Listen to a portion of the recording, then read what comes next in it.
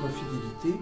Je réalise cette vidéo la veille du Shabbat Mishpatim de l'année 5779, soit le 1er février 2019. Je voudrais proposer une réflexion sur le lien entre cette paracha et la paracha précédente, la paracha Yitro, et donner une vision plus générale sur la Torah, voire sur la Bible.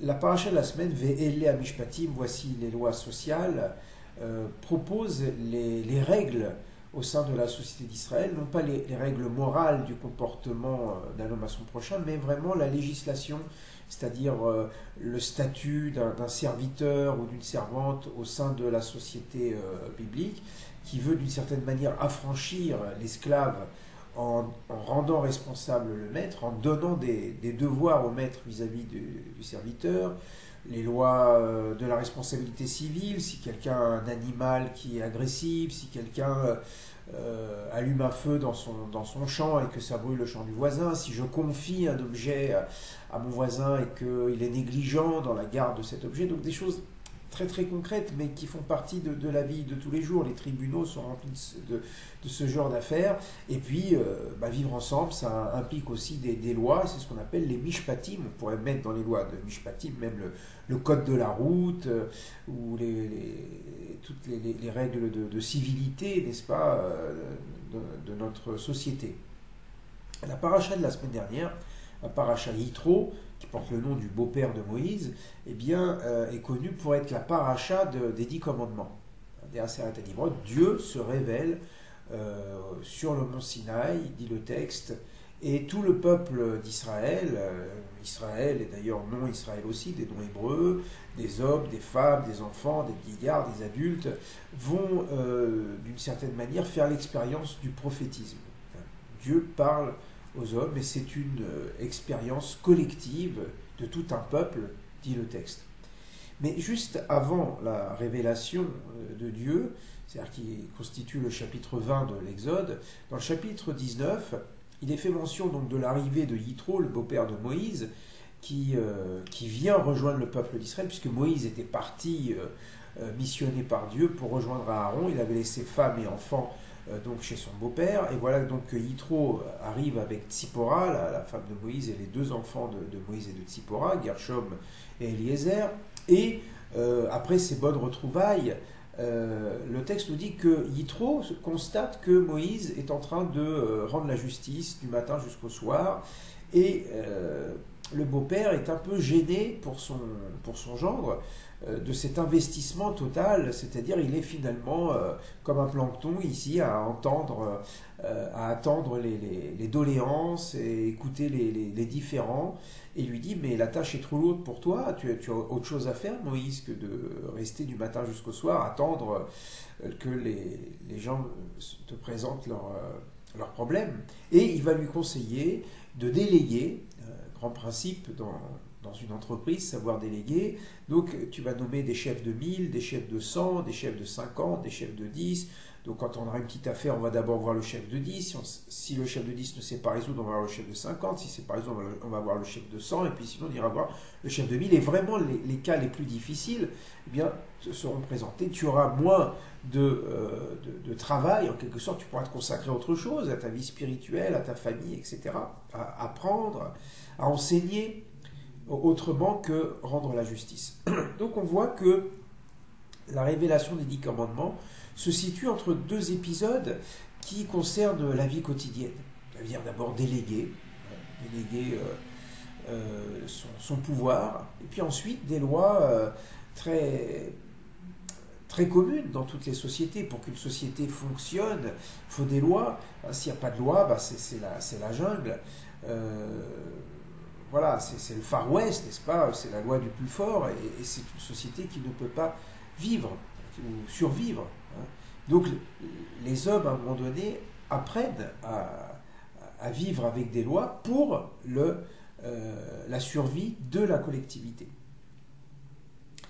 Alors, que représente finalement cette révélation de Dieu au milieu de ces épisodes qui sont plus pragmatiques? Bien, finalement, cette révélation de Dieu pose le fondement de la loi. La loi n'est pas humaine, hein. Elle est d'origine divine, hein. C'est comme une révélation à la conscience humaine. Tu ne tueras pas, c'est pas seulement parce que c'est pas bien de ne pas tuer, mais parce que Dieu dit tu ne tueras pas. Respecter le Shabbat, c'est pas seulement parce qu'on est fatigué pendant la semaine et puis on a besoin d'un week-end pour se refaire une santé, mais parce que Dieu demande de respecter le Shabbat. Honorer son père et sa mère, ce n'est pas seulement une conduite naturelle, dire, ben, c'est normal, c'est papa, c'est maman, je vais respecter, non, c'est parce que Dieu nous demande. C'est-à-dire, au fond, la loi est fondée par Dieu, et chaque fois que j'accomplis un geste légal, eh bien c'est comme si je me soumettais à la volonté de Dieu. Même cette question, elle s'est posée quand Napoléon a demandé au Sanhédrin, c'est-à-dire cette grande instance en 1808 qui était composée de rabbins et de notables, et il leur a posé un certain nombre de questions, Napoléon, pour savoir s'ils étaient vraiment de véritables citoyens.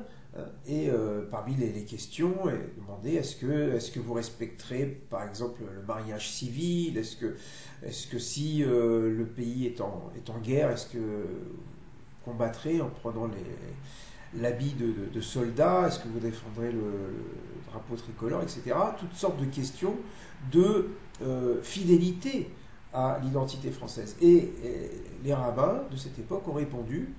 Cette formule qu'on trouve dans le Talmud, qui date du IIIe siècle après l'ère chrétienne, associée au nom de Shmuel, un des grands maîtres du Talmud, Dina de Malchuta Dina, en araméen, la loi du pays et la loi. On pourrait dire donc suivre la loi du pays, c'est un état de droit bien sûr, et bien c'est accomplir la volonté de Dieu. Et donc, vivre son quotidien en suivant les règles, c'est une manière aussi de révéler Dieu. Et ça c'est intéressant parce qu'on aurait pu penser que le summum de la vie religieuse c'est d'essayer d'arriver à cette nouvelle expérience du mont Sinaï, n'est-ce pas? Dieu parle aux hommes, essayer de quitter ce monde du quotidien, des soucis, des petites lois, des différends entre l'un et l'autre, etc. Et que si on pouvait échapper à cela et monter vers le ciel et oublier ce monde, hein, bon, certains peut-être parce qu'ils se sentent appelés de cette manière, parce que leur manière d'être, c'est d'être attirés vers les hauteurs, vers une spiritualité, vers une vie extatique, sont peut-être appelés à cela. Mais ce n'est pas l'idéal de la Torah, hein, c'est une exception. Et la Torah ne propose jamais l'exception comme la règle. La Torah, elle est faite pour tous les hommes, même à la limite, elle est faite pour l'humanité tout entière. C'est-à-dire vivre avec des règles qui sont fondées par Dieu. Et c'est comme ça qu'on pourrait comprendre ce mouvement où Yitro donne des conseils très pragmatique, encore une fois, et après il y a la révélation, puis après de nouveau on passe à des considérations très terre-à-terre, le gardiennage d'un objet ou garder un animal qui est agressif, eh bien la Torah nous dit, ça aussi c'est la révélation de Dieu. Et cette révélation de Dieu, on doit la faire descendre dans le monde. Il y a un très beau midrash, si on peut dire qu'un midrash est beau, c'est lorsque Moïse est monté au mont Sinaï pour recevoir la Torah, les anges se sont opposés à Moïse. Et le Saint béni soit-il a dit à Moïse, réponds-leur. Et Moïse a répondu, alors il a eu d'abord peur, parce que c'était les anges de feu, donc il risquait d'être brûlé, d'être consumé par la vérité de ces êtres. Et Dieu le rassure et dit, donc tu ne crains rien. Et Moïse va répondre, qu'est-il écrit dans la Torah? Je suis l'Éternel ton Dieu qui t'ai fait sortir du pays d'Égypte. Est-ce que vous avez été esclaves? Honore ton père et ta mère. Est-ce que vous avez un père et une mère? Tu n'assassineras pas. Est-ce que vous avez l'instinct de meurtre? Tu ne commettras pas d'adultère. Est-ce que vous avez des passions sexuelles, etc. Et le texte dit que les anges étaient éblouis par cette interprétation et ils ont donné la Torah à Moïse. Alors, je vais vous donner une interprétation qui est donnée par un maître, un grand kabbaliste du XXe siècle. Les Marocains le connaissent bien, c'est Baba Saleh. Baba Saleh, Rabbi Yaakov Bersera, surnommé Baba Saleh, ça veut dire le maître de la prière. On lui associe beaucoup de miracles, beaucoup de choses extraordinaires. Mais c'était surtout un grand commentateur de la Torah. Et il explique ce texte. Il dit voilà, en fait, les anges ne connaissent de la Torah qu'une Torah des principes, un petit peu à la manière de Platon, une Torah des idées. Voilà. Et les anges représentent finalement les valeurs absolues. Et Moïse, qui vient de la terre, qui vient des hommes, d'ailleurs dans le Midrash on dit, que vient faire Ben Haïlod Azé? Qu'est-ce que vient faire ce fils de femme? Ça veut dire c'est engendré au milieu de nous. Hein. Et Moïse leur dit, mais attendez, les grands principes, les grandes idées à la manière de Platon, ça doit descendre sur la terre. Hein.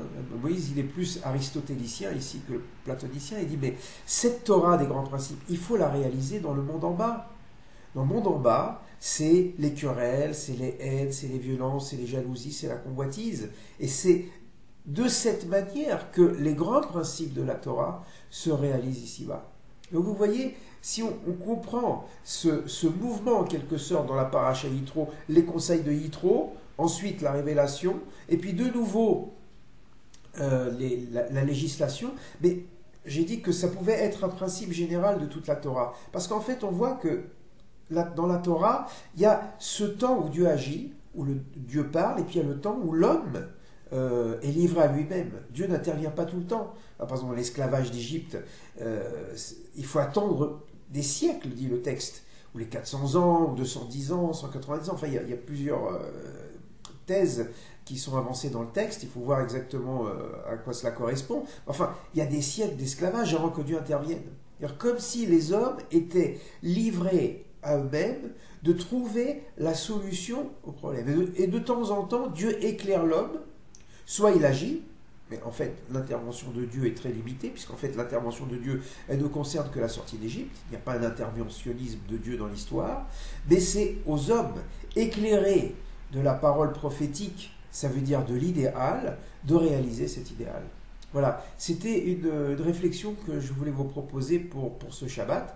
Je vous souhaite Shabbat Shalom si vous regardez cette vidéo avant Shabbat. Sinon, à une prochaine fois. Merci de votre fidélité, de votre écoute et à très bientôt. Au revoir.